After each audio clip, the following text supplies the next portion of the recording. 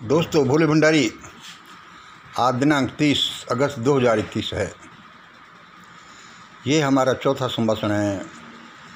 परमात्मा हमारे अपने देवदूतों के जरिए हमें मैसेज देता जाता है। फिर उसने कहा कि ये मैसेज भी दो। दोस्तों, हम इस तरह के मैसेज देते ही रहते हैं। कभी कभी हम उनको डिलीट भी कर देते हैं। कल परसों के हमने कई डिलीट कर दिए। असल में क्या है कि मानव प्रतिक्षण बदलता रहता है, वातावरण के अनुसार होता है। हम या आप कोई भी सुबह 4 बजे अलग होते हैं, 6 बजे अलग होते हैं, दोपहरी में अलग होते हैं। एक परिस्थिति में एक जैसे दूसरी परिस्थिति में अलग हो जाते हैं। फिर डिवाइन डायमेंशन का हिसाब दुनियादारी से नहीं बैठता। इसको आप ऐसे समझ लो जैसे कि एक यंग लड़की है, अकेले में उसकी इच्छा हो रही है कि वह किसी लड़के के साथ खेले कूदे, उसे ऐसा करना चाहिए। लेकिन जैसे वो दुनियादारी में आती है, वह अपने को रोक लेते हैं कि नहीं, अभी ऐसा नहीं, सबके सामने ऐसा नहीं, अंदर हो रहा है जो हो रहा है। इसको ऐसे समझ लो। इसी तरह से हमारे कई बार जो विचार हैं, सुबह 4 बजे के, 3 बजे के और बाद में दिन के एक दूसरे से विरोधी से हो जाते हैं। हम उनको हटा देते हैं क्योंकि दुनियादारी में वो चलें कि नहीं चलें। आज का ये चौथा संभाषण सुनिए। ये हमारे विचार हमारे कई दशक पहले के हैं, जो परिपक्व होते होते और अब परमात्मा की परमिशन से हम उनको बोल रहे हैं आज की हालातों के अनुसार। चौथा संभाषण सुनिए। आज की देववाणी, जनवाणी, मंगलवाणी। वह देवदूत बोला,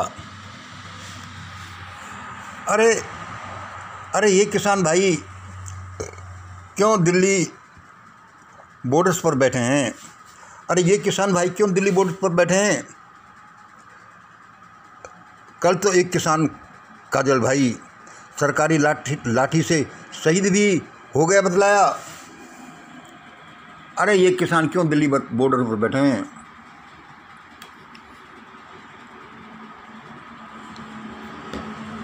कल तो एक किसान काजल भाई सरकारी लाठी से शहीद भी हो गया बतलाया। मैंने जिसको हम लिखा है। फिर हमने उस देवदूत को सब कुछ समझाया कि सर ऐसा हो रहा है।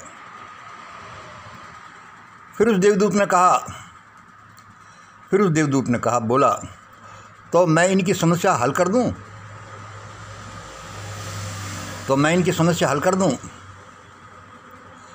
हम सब ने कहा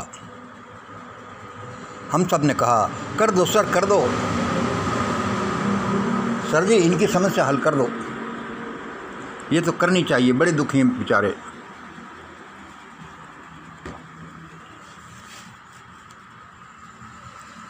कर दो सर, कर दो। उसने फिर कहा तो पहले सबको मुझे सुनना पड़ेगा। हमने जैसे कहा कि कर दो, सब कर दो, वह थोड़ा ध्यान मग्न सा हुआ। उसने पता लगाया कि ये कैसे वो सब कुछ हो रहा है। पता नहीं कुछ डिवाइन डायमेंशन से वो भी कोई मैसेज लाया होगा। उसने कहा तो पहले सबको मुझे सुनना पड़ेगा। हमने कहा सुना दो सर, सुना दो, जल्दी सुना दो, हम सबको सुना दो, मुझे सुना दो, मैं सबको सुना दूंगा, सुना दो। उसने कहा भाई पहले ये देखो कि इन्होंने ऐसा कौन सा पाप कर लिया, इन किसान भाइयों ने ऐसा कौन सा बड़ा पाप कर लिया जिससे कि ये बॉर्डर पर बैठे, इनका कुछ सुन नहीं रहा।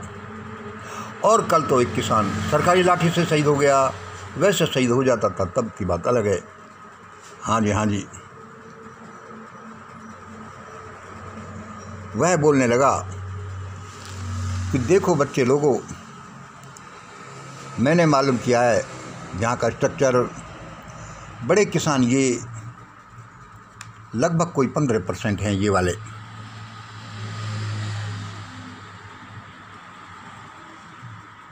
ये और ये आधा।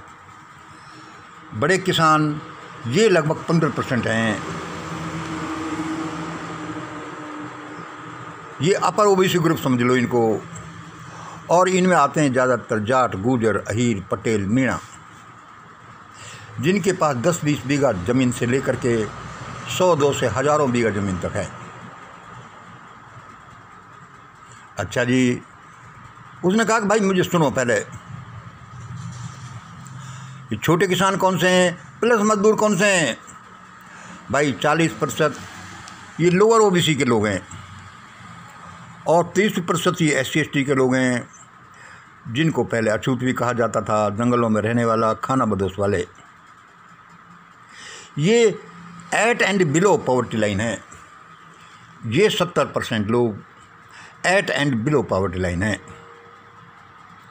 भाई देखो, ये लोग तो बेचारे इतने गरीब, ये और यहाँ से 70% तक हमें बताते रहते हैं, 40% प्लस 30%, ये बेचारे तो इतने गरीब लोग हैं कि इनको तो अपनी रोजी रोटी के अलावा भाई कुछ फुर्सत नहीं। शिक्षा भी कम है, धन नहीं है, फिर समय नहीं है, फिर मसल पावर पैदा नहीं हुई, शिक्षा भी कम है। भाई इन लोगों की तो बात मेरी समझ में आती है कि ये ज़्यादा बड़ा आंदोलन नहीं चला सके। कौन? ये 70%। पर भाई कोई भी आंदोलन चलाने तो इनको चलाना चाहिए था। क्यों? ये बड़े किसान हैं, ये लगभग 15% हैं, अपर ओबीसी के हैं, जाट, गुर्जर, अहीर, मीणा, पटेल। हाँ जी, हमने कहा सही है। तो भाई इन्होंने कहाँ गलती करी? भाई देखो, इन्होंने गलती क्या, पूरे इंडिया में ये गलती होती रहती है, हमारा हो जाए और किसी का कुछ नहीं।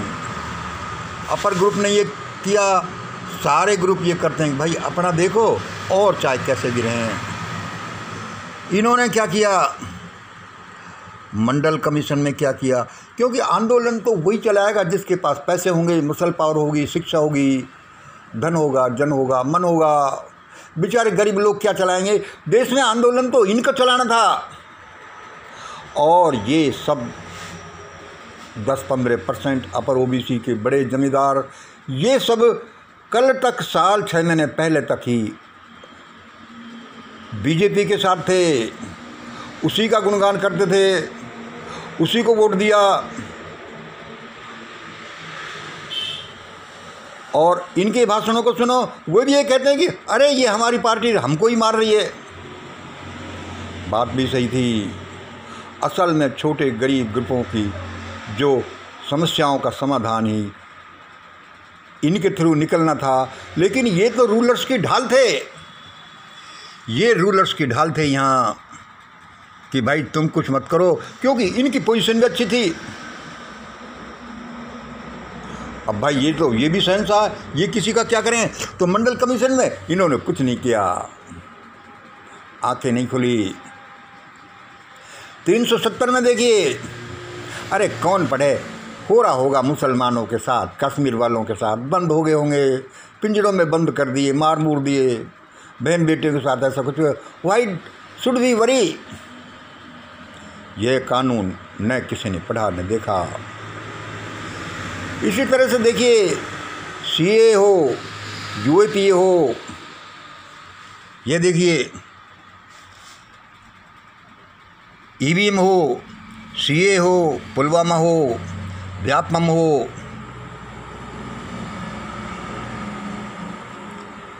छोटे किसानों द्वारा कितने ही दशकों से कितनी ही आत्महत्याएं हों, कभी इन बड़े किसानों की आंखें नहीं खुली। जो गवर्नमेंट को मजबूर करें कि ये हो क्या रहा है, अपनी नीति क्यों नहीं बदलते। देखो भाई, मैं सत्य की बात कहता हूँ, जो मुझे मैं मंगल बोल रहा हूँ, जो उस देवदूत ने बोला है, जो ये देवदूत की वाणी है।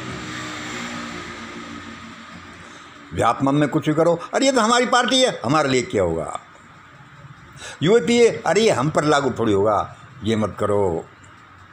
अरे ये गरीब लोगों के बेचारों को चप्पल नहीं पहने देते, सड़कों पर घोड़ी पर बैठकर नहीं निकलने देते। अरे क्या ये तो अपने बच्चे करे। अरे छोड़ो छोड़ो, इनकी किस्मत ऐसी है भाई। बड़े किसान जिनको ये करना चाहिए था, कनाडा अमेरिका में जाकर सेट हो गए। अब जब 3 किसानी बिल और एमएसपी पर हिट हुआ है तो इनकी आंखें खुली हैं। मान लिया ये सफर ग्रुप से हैं, ये शूद्र ग्रुप से हैं, ये 85% से आते हैं, ये भी अच्छे लोग हैं, मेहनत कशी लोग हैं, ईमानदार लोग हैं। लेकिन मेन बात तो ये है कि तुम करते क्या हो। ये कोई अपर 10% या जो भी, ये कोई सबके दुश्मन थोड़ी है। लेकिन मेन ये है, ये करते क्या है, सारे माल मत्ता को अपने पेट में ही भर लो और किसी को मत खाने दो, सिर्फ जीने लायक थोड़ा थोड़ा सा हो जाए। अब जब यहाँ चोट पड़ी है, तो इनकी आंखें खुली हैं। भागो भागो, बॉर्डर्स पर भागो, चलो चलो, जल्दी चलो, बॉर्डर्स पर चलो, जल्दी चलो, बॉर्डर्स पर चलो। और बैठे हैं। ये जागरूक होते, क्योंकि यही बड़े किसान ही कर सकते थे। मुलायम, अखिलेश कर सकते थे, किसी ने नहीं किया। कि सुप्रीम कोर्ट के उन जजों की नाक पकड़ो कि 54% ओबीसी के आरक्षण की जगह उन्होंने 27% कैसे कर दिया, क्रीमी लेयर किस हिसाब से लगा दिया। उन जजों की नाक पकड़ते तो आज ये नौबत नहीं आती। ईवीएम सबसे बड़ा मुद्दा उठाते तो ये नौबत नहीं आती। आज भी नहीं उठा रहे। अरे ये क्या, ये तो अपनी पार्टी के लिए जिताने के लिए कर रहे होंगे, ये कोई थोड़ी है। अभी भी इनको कहा जा रहा है कि भाई देखो, सबसे पहले पुलवामा ईवीएम ले लो, ये समस्याओं की जड़ है। उसकी भी जड़ तो खैर शैतानवाद है, उसको नहीं लेते। अभी भी ये कह रहे हैं कि हमारे 3 किसानी बिल वापस लो, एमएसपी दो, हम चले। अरे इस जगत का नियंता भी तो कुछ है, वह तुम्हें कैसे जाने देगा। वह तुमसे आंदोलन गरीब भाइयों के लिए भी कराएगा जो तुम्हारे खेतों में काम करते हैं। बंगाल, बिहार, उड़ीसा, राजस्थान से तुम्हारे यहाँ मजदूर बनने जाते हैं और तुम्हारे घरों को धन-धान्य से भर देते हैं। अरे उनकी कौन सुनेगा।